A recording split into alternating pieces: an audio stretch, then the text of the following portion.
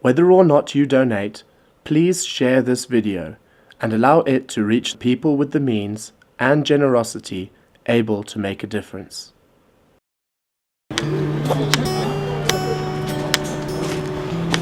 An ambitious project to provide a Braille library and school books for the blind all around Zimbabwe and to reintegrate blind persons into mainstream society came about in 1986 when Sister Cathrine Jackson, a Catholic nun and teacher at the local convent school, partially lost her sight. Way back in 1986, I suddenly discovered that I had lost a lot of my sight. And the ophthalmologist at the time didn't agree with me and didn't give a satisfactory kind of answers. So I went to London, and there they said to me, you will be blind within 5 months to 2 years, completely blind. I said, thank you very much. So I went from there back to Harare to decide what I was going to do. And I learned Braille. And a very, very nice lady taught me Braille, and I applied for a scholarship, but I didn't know where to apply. And it was one Sunday morning, I was actually walking through, and there was a table, and the Sunday Mail was open on the table. It's not normally there. And my eye caught a Rotary scholarship. And I thought, oh, maybe there's something here. And I read it. And they were advertising for Rotary scholarships for postgraduates, etc. I didn't know Rotary, I didn't know anything about the whole thing, but I got the telephone number and I phoned the person concerned, and he said, yes, that is true, the scholarships are available, but I'm only in town for 2 days and you've got to get the forms through me. I've got the forms. And so therefore you're going to have to act very quickly to get the forms from me. And he said, I'll get them round to you. Then you've got to get a photograph taken, etc., etc. Anyhow, I didn't realize that I was actually competing with such a wide area of people and so many people. But in the end, the Rotarians very kindly gave me the scholarship. They told me that I could go to Australia for the year. In 1989, I went to the school end-of-year speech day at Arundel School, at which Sister Cathrine spoke to the girls on a recent trip she'd had to Australia on a postgraduate scholarship to learn to teach the blind. When I was in Australia, I was very lucky to have a lecturer who took me around to meet all the people who were either blind or working with the blind, involved somewhere or another. So I got a very, very wide spectrum of what was going on in the world of the blind, about which I knew nothing prior to that visit. And I returned to Zimbabwe at the end of that year with equipment for the blind to the tune of $28,000. It had started shortly after I had arrived in Australia. I was invited to the Rotary conference, and at the conference I was asked to speak, totally unprepared. I spoke for 10 minutes, after which they had a collection, and one Rotary Club gave $1,000, written on the back of a barbecue box, because we had a bride that lunchtime. By the time we left Australia, it was $28,000 that we had altogether, but we didn't bring it back. We brought equipment. So I thought, well, the place to begin is to find some Braille books and to make some Braille books and to look into the question of the examinations. And so I had this equipment, I had nowhere to go, but there was another sister in our community, a little Irish sister, and she said, Cathrine, I know a room where they just have got old furniture. Let's move the furniture out, move you in, and then you're a squatter, and how do you get rid of a squatter? Nobody will ever know. So we moved in, and we grew rather like an amoeba. We took over the next room, and then the next room, and then the next room. And the thing grew, and the volunteers came and joined me. But very quickly I realized that I was now in a rather dangerous situation, because I was dealing with public money. Donations were coming in, and I can spend money easily enough, but I really cannot look after money. And so I looked around, and I looked at all the different organizations in the country that I could possibly join, because a Rotarian had said to me, Cathrine, don't start a new charity. We've got too many charities in the place. Look for one which already exists. And that was in my mind as I was looking around, and when I was invited to Arundel to speak at their speech day. It was a wonderful talk. You could have heard a pin drop. The children were absolutely captivated by what she had to say. And going through my mind as I listened to her, listened to what she was trying to do, and particularly listened to how she was battling to produce Braille books at the convent in one room. It went through my mind that perhaps she would benefit by joining up with the Dorothy Duncan Centre. Mike Flood came up to me afterwards, and he hadn't known that I was looking for an organisation, and there we were. We had the answer. I went up to her, introduced myself, and said to her I was concerned that at the way she was trying to do things, and my view was that she should join a bigger organisation where she could get the help she needed to make this project a success. Her reaction was, "I knew it." I said, "What do you mean you knew it?" She said, "I'd been praying about this, and that something would come of this, and it has." So I think it was early in 1990 we signed up to have Sister Cathrine join the Dorothy Duncan Centre, and we effectively created the Dorothy Duncan Centre Braille Library. Fairly shortly after that, I got a call from Sister Cathrine to say that she'd signed an option to buy an old block of flats in Fife Avenue, at which I expressed some surprise and said, "Well, you can't just do these sort of things, Sister Cathrine." We were very formal in those days. "You can't just do this. Technically, you have no authority to sign, but in addition to that, where is the money coming from?" And her response was, "I don't know. I'm not the treasurer. You are. You better get on your knees and find it." The day before we had to finally accept the option, we were $60,000 short. And I decided to go and see my bank manager to see if he would lend us the money. I left the office, got into the lift, and as I got into the lift, I bumped into a messenger who said, "Oh, I'm sorry, I'm looking for Mr. Flood." I said, "Well, that's me." With which he handed me an envelope, which I signed for, and we went down in the lift together. And I went off to the bank, he went back to his work. And when I got into the bank, the bank manager's secretary apologized for him being a bit tied up, and would I like to take a seat? He shouldn't be long. So I sat down and looked at a couple of magazines on the table. Then it occurred to me I hadn't opened the envelope that was handed to me when I bumped into this fellow in the lift. So I nonchalantly took the envelope out of my pocket and opened it, and there was a check, a donation for exactly $60,000. And as I looked at this, the bank manager came out of the office and said to me, and I knew him well, he said, "Good grief, Mike, are you all right? You look like you've seen a ghost." I said, "Well, perhaps I have," and I explained the situation to him. I went into his office, we had a cup of tea and explained the situation, and he said, "Well, you know, that's just amazing.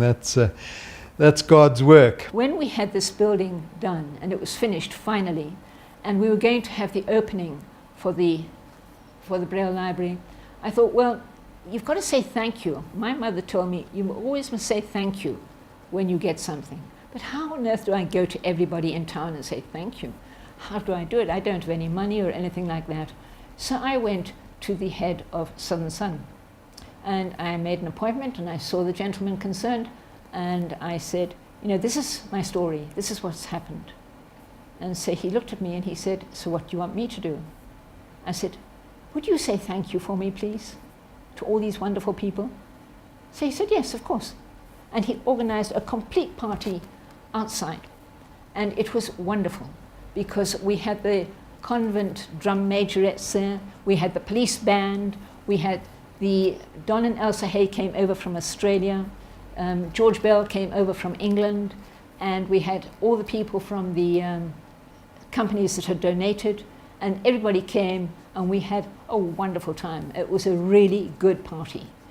That opening was firstly to try and bring the Braille Library before the public.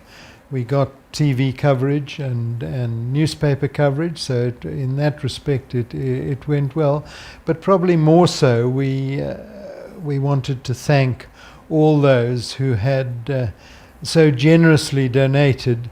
Firstly, to the money we required to buy the building, and then to the conversion of the building into the Braille Library.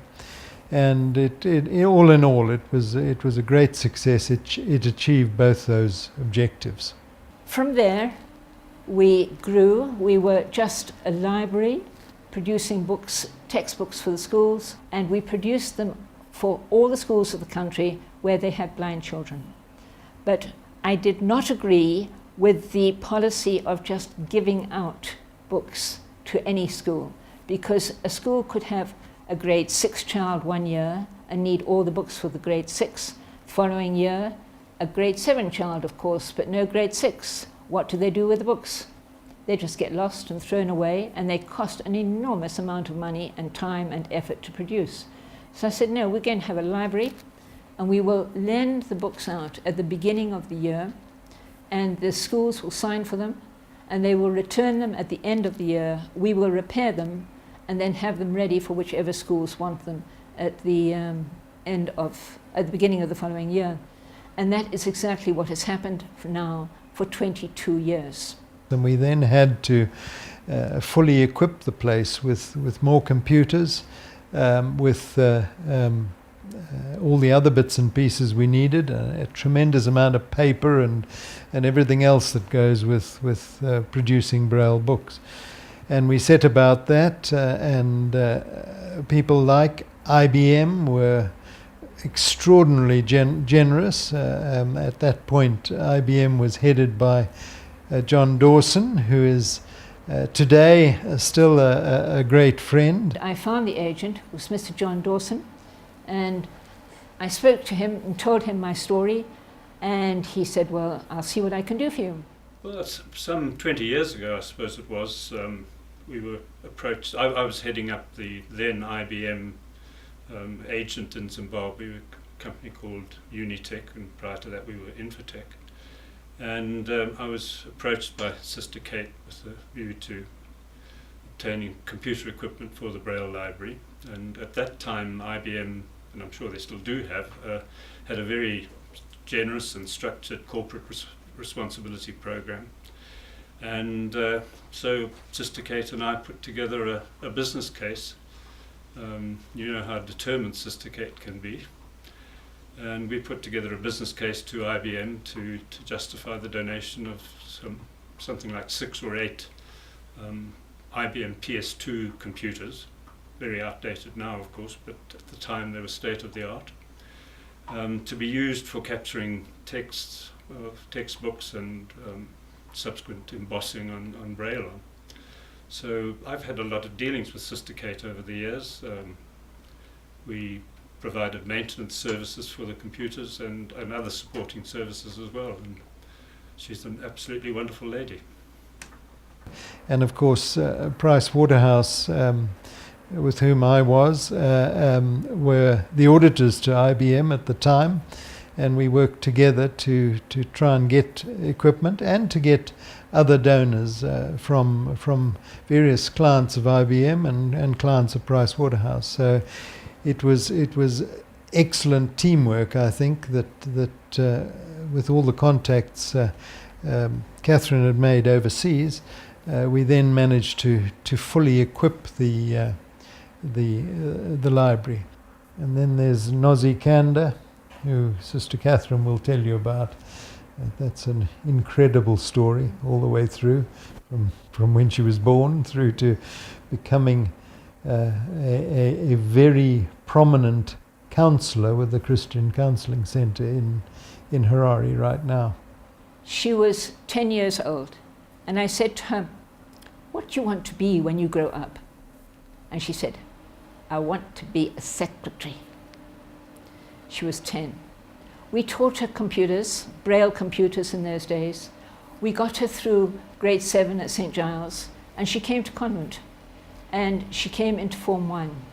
And I was still on the staff, of course, and I was her mentor at school. And her name was Nozipho Khanda. In grade 6, Sister Cathrine was just starting the Braille library then. She was looking for students to kind of pioneer a project that she wanted to start. She wanted to have blind people at the school. All my books were done at the Braille library. So she came and she gave us computer lessons and kind of prepared me for life at the convent. I found it daunting to be the only blind child at the school, but I had a great support network. Sister Cathrine was always there to look after me. At the end of her A-level year, I wanted her to get a scholarship for Melbourne University because she was very gifted in languages.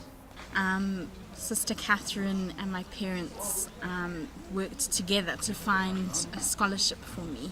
I got a government AusAid scholarship to go to Australia and ended up studying languages. Nozipho went to Australia. She did 4 years in Melbourne.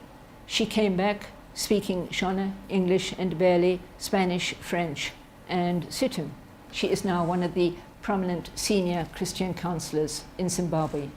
She's also employed by the World Blind Union to go around Africa to act as a facilitator at the conferences that they have for training the trainers of the blind.